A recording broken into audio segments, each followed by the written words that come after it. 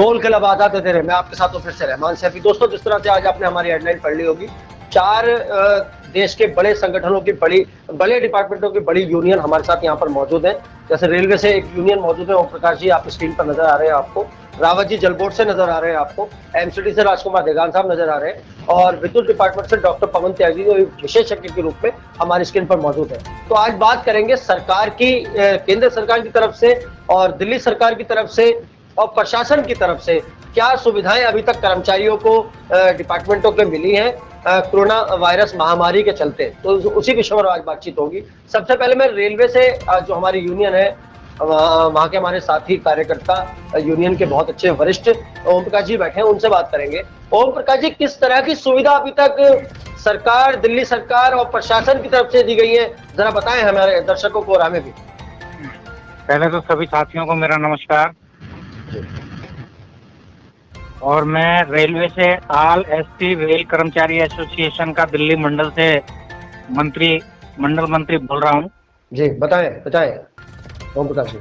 Railway से मेरा इतना ही आग्रह है कि जितने भी रेल सफाई कर्मचारी हैं और दूसरे भी विभाग के दूसरे कर्मचारी हैं, ऐसी महामारी के समय में अगर उन्हें जो उपकरण, सही उपकरण है वो नहीं मिलेंगे तो बीमारी होने का उन्हें भी अंदेशा रहेगा। अभी जैसे आरपीएफ के कुछ जवान पॉजिटिव पाए गए और उन्हें अलग अलग जो है स्टेशनों पे रखा गया उनके इलाज के लिए।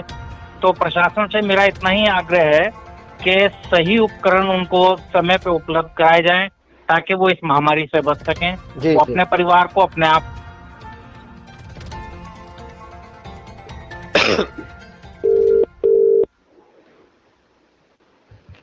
हेलो से कम जो अब तक उन्होंने उपकरण खरीदे हुए थे और शायद वो अब खत्म होने के कागार पे होंगे, जिससे कि और दूसरे अधिकारियों तक या कर्मचारियों तक वो उपकरण नहीं पहुंच पा रहे हैं, तो वो उपकरण कहीं से भी खरीद करके उन्हें अपने कर्मचारियों तक पहुंचाने का काम कर सकें। जी जी जी बिल्कुल बिल्कुल।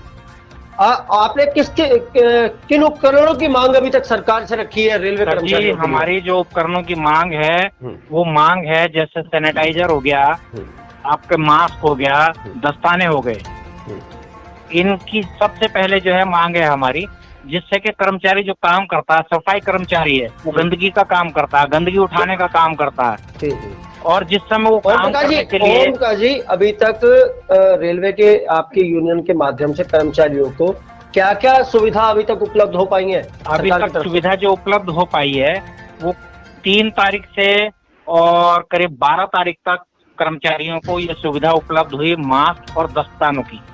अच्छा, सैनिटाइजर नहीं मिला उन्हें, बस सिर्फ 9 दिन के लिए, लगभग 9 दिन सिर्फ। हाँ जी, लगभग 9 दिन, लगभग 9 दिन। और जो लॉकडाउन के 21 दिन है बाकी बचे हुए, वो उसमें कोई भी उनको सामान नहीं मिला। क्या इस प्रतिक्रिया में कर्मचारियों ने काम बंद किया या कर्मचारी काम करते रहे? कर्मचारियों पे तो पूरा प्रेशर है कि काम करो, आप काम करो, तो कर्मचारी बेचारा काम करेगा और काम कर रहा है वो, है ना। एक बात और ओम प्रकाश जी, यहाँ पर हम आपसे जानना चाहेंगे, जो आपके यूनियन के माध्यम से जिस कर्मचारी की आप बात कर रहे हैं, वो कर्मचारी के पास किस किस तरह के काम है, क्या क्या वो कर्मचारी काम करता है? कर्मचारियों के पास सीवर लाइन का काम है, जो सफाई कर्मचारी हैं जी, सीवर का काम उनको देखना पड़ता है।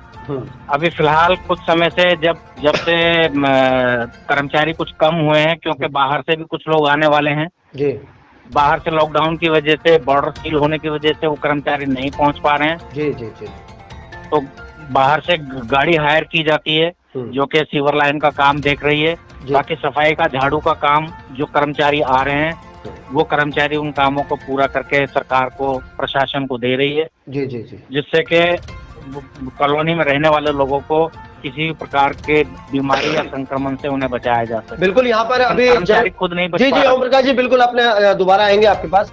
एक बार हम ओम प्रकाश जी, ये हमारे रावत साहब के पास चलेंगे। मनवर रावत जी यहाँ मौजूद है जल बोर्ड की यूनियन से। रावत जी, क्या टिप्पणी करना चाहेंगे, किस तरह की अभी तक सरकार ने जो है सुविधा मुहैया करवाई है आपके कर्मचारियों को? सब पहले तो सभी साथियों को मेरी तरफ से, हमारी यूनियन की तरफ से सभी साथियों को नमस्कार और स्वागत है इस कार्यक्रम में जी। ये जो आप लोगों ने पहली, दूसरी बात ये है कि आपके चैनल को जी बहुत बहुत धन्यवाद जो आपने इस किस्म का प्रोग्राम आयोजित किया और इसमें कर्मचारियों की जो निम्न स्तर का कर्मचारी है उसकी तकलीफों को उसकी उजागर करने के लिए आपने जो टाइम रखा या जो उचित समय रखा उसके लिए आपके चैनल को बहुत बहुत बहुत शुक्रिया, बहुत बहुत शुक्रिया। दूसरी बात ये रहमान जी की हमारे जल बोर्ड में मुख्यतः दो काम है जी एक पानी सप्लाई का और दूसरा है सीवरेज को डिस्पोजल करने का जी जी। जो मुख्य काम है, जो लाइनों से पानी जाता है उसमें तो कोई प्रॉब्लम नहीं है, इतना कोई ऐसी कोई दिक्कत नहीं आती है। हाँ जी वो उस तरह से पंपिंग होती है और पंप हाउस पे शिफ्टवाइज ड्यूटी होती है, लेकिन उसमें भी दिक्कत है, उस पर मैं आऊंगा तो ये 2 मिनट बाद। और पानी सप्लाई में जो हमारे असली दिक्कत है कि जो पानी के हमारे टैंकर चलते हैं सप्लाई में, जैसे क्लस्टर में हुआ, अमेसाइज कॉलोनीज में हुआ या जो शॉर्ट सप्लाई हुआ, वो पब्लिक के बीच में टैंकर कर्मचारी जाते हैं। जी बिल्कुल जी ना, पब्लिक के बीच में जाते हैं। पब्लिक के बीच में कौन सा आदमी कोरोना लेके घूम रहा है नहीं घूम रहा है इसकी तो उसको जानकारी नहीं होती।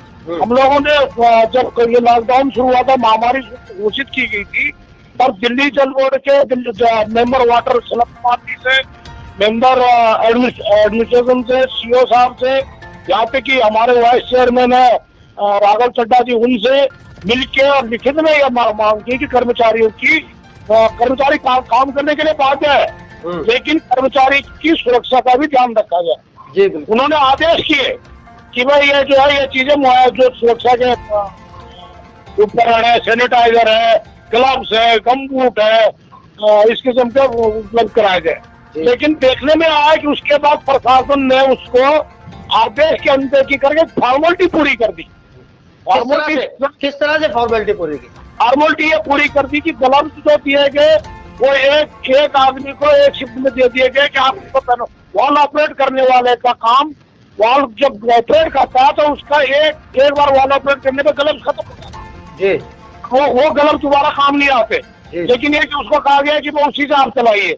मास्क को दे दिया कि जो डिस्पोजेबल है, क्योंकि अभी हम देखते हैं टीवी पे डिबेट में वो मास्क 6 घंटे से ज्यादा नहीं पहना जाना। जी जी जी। अब वो मास्क 10-10, 12, 15 दिन में एक बार दिया जा रहा है। तो आपकी क्या मांग है? क्या मांग है सरकार की? मांग ये है कि जो पब्लिक डीलिंग में जो कर्मचारी है, जो सीधा पब्लिक से जुड़ा हुआ कर्मचारी है, उसको प्रॉपर एक तो सेफ्टी सूट दिया जाए, उसके लिए ग्लव्स और मास्क का प्रॉपर इंतजाम किया जाए, और उसके सैनिटाइजर की जो आता है उसको बिल्कुल उसको प्रॉपरली उसके ऊपर उसको दिया जाए।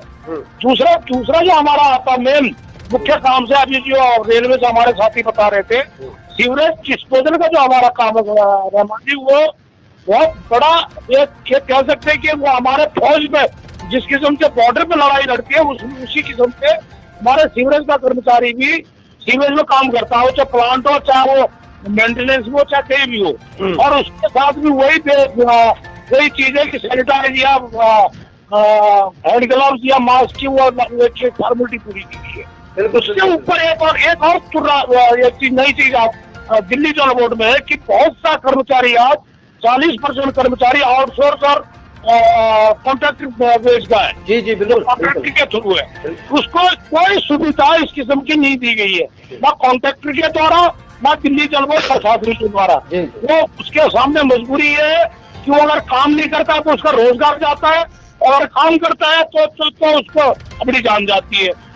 ये उसके सामने सबसे बड़ी प्रॉब्लम ये है, और वो आज इस किस्म से लड़ रहा है। और वो लोग ऐसी जगह पे काम करते हैं कि जहाँ पे हम और आम आदमी है सम्राट व्यक्ति तो वहाँ पे खड़ा भी नहीं हो सकता है, इस जगह पे काम करते हैं। रावत जी 30 सेकंड है आपके पास, अपनी बात को खत्म करिए। तो मेरा ये कहना है कि हमारा दिल्ली जल बोर्ड प्रशासन अगर मेरी बात सुने तो इन चीजों के ऊपर गंभीरता से ध्यान दे, और उन कर्मचारियों को, चाहे वो आउटसोर्स है, चाहे कॉन्ट्रैक्टर का, चाहे डिपार्टमेंट का, उसको पूरी सुविधाएं उपलब्ध कराए, ताकि कर्मचारी जन सेवा करने में कोई अपना कोताही ना बरते या जान का जोखिम लेके। रावत जी आपको रोकना चाहूंगा, यहाँ पे राजकुमार दिगान साहब है, हम उनसे भी जानेंगे। दिगान साहब, जैसा आपने सुना हमारे दोनों मेहमानों को, ये समस्या पिछले 4 साल से निगम प्रशासन में बराबर सुनते आए हैं हम भी। किस तरह की टिप्पणी करेंगे, आपके सामने है सारी बात।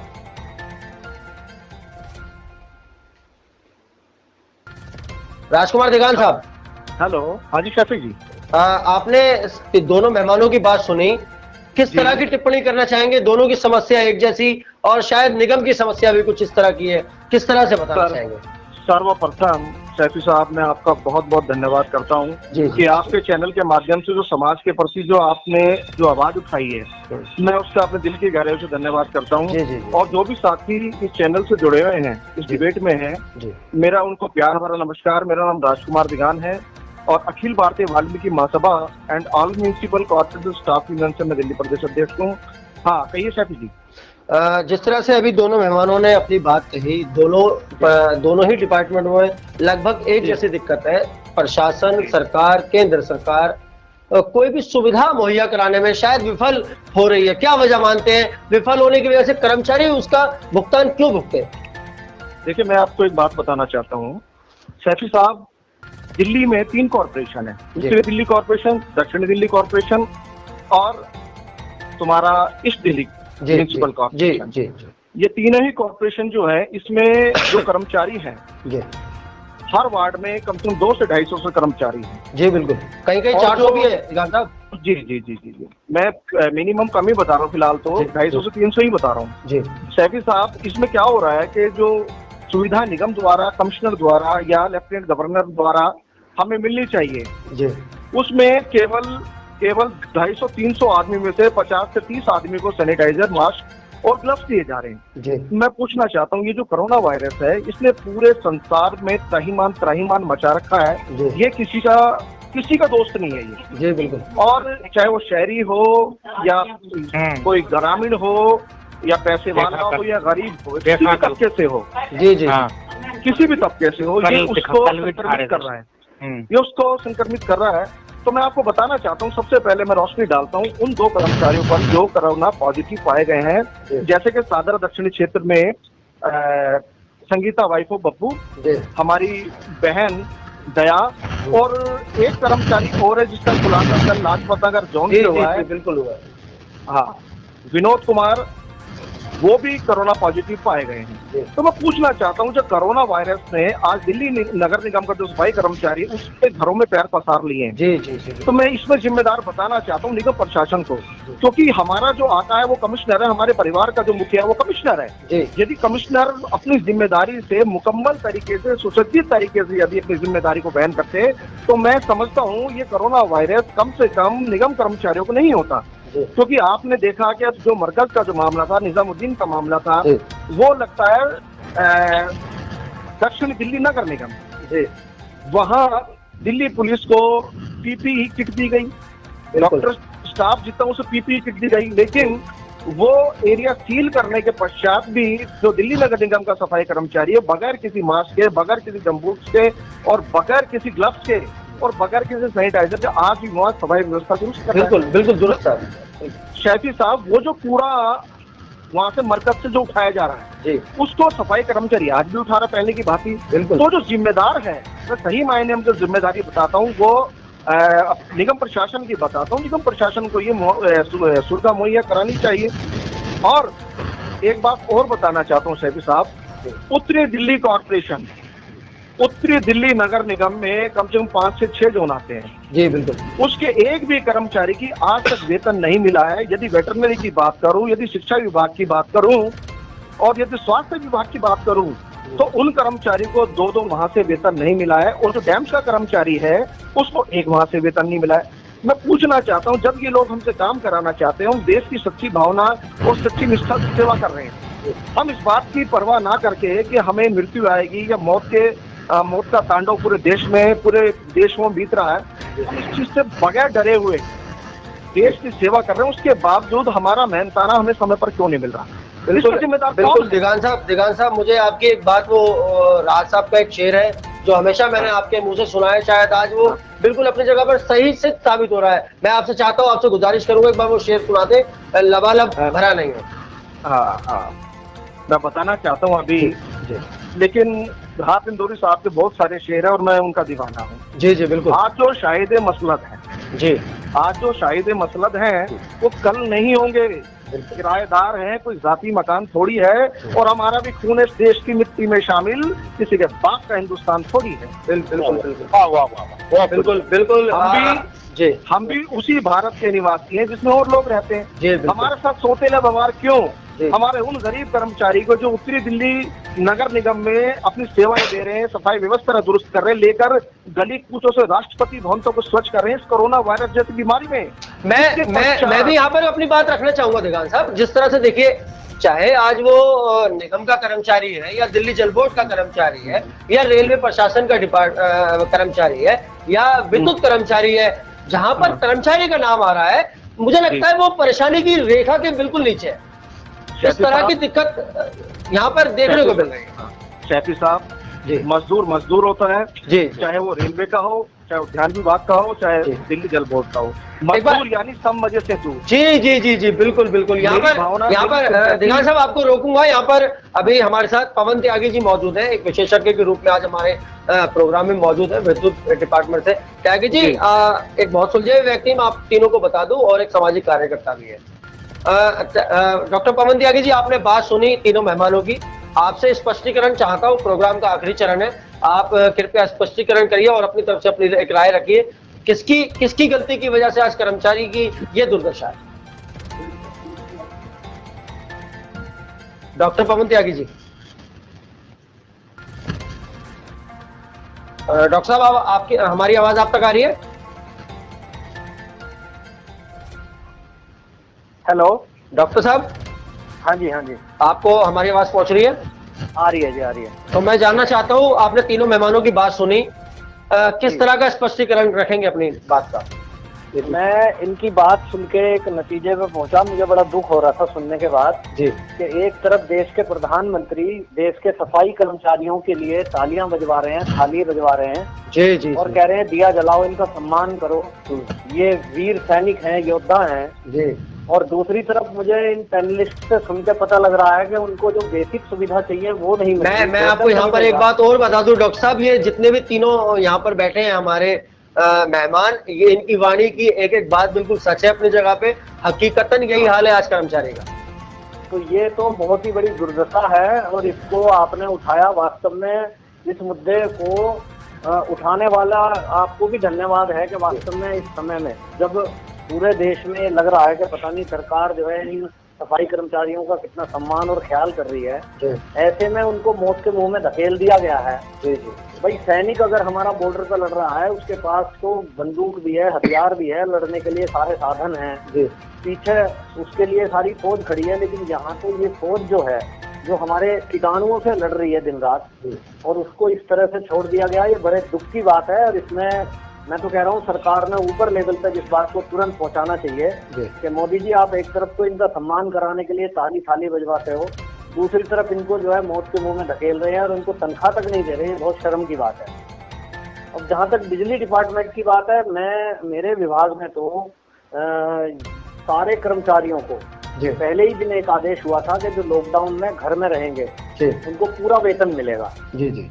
वो आने में असमर्थ हैं तो भी जी। और जो सफाई कर्मचारी आ रहे हैं उनको सैनिटाइजर और सारी सुविधाएं उनको पहले ही दिन से मिली हैं जी। तो बिजली विभाग में तो बड़ी अच्छी स्थिति है, उन लोगों का वेतन तनख्वाह में आ भी गया है जी पिछले महीने का तो।